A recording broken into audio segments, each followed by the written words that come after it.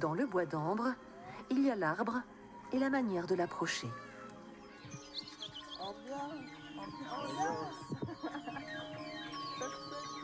Super championne. Et surtout, il y a ce total lâcher-prise avant même d'aller flirter avec la canopée. Et voilà, et déjà, regarde. Ce jour-là, c'est un public VIP tout à fait spécial qui occupe la station d'écoute suspendue, un public particulièrement réceptif d'ailleurs.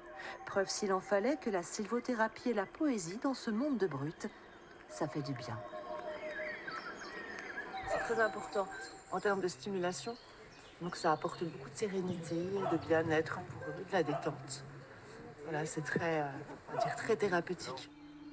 Née dans le cadre du festival, l'expérience contemplative est devenue un incontournable du voyage en utopie, cerné par la forêt et une trentaine de haut-parleurs.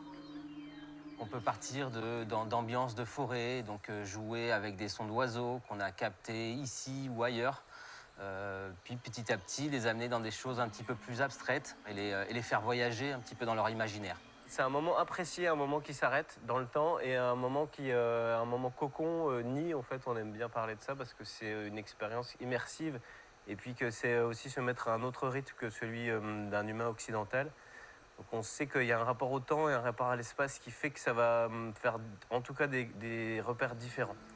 Expérience sensorielle, question existentielle, Back to the Trees interroge notre rapport au vivant, à l'échelle d'une vie qui remonte à la nuit des temps quand le bois d'ambre regardait balbutier la civilisation.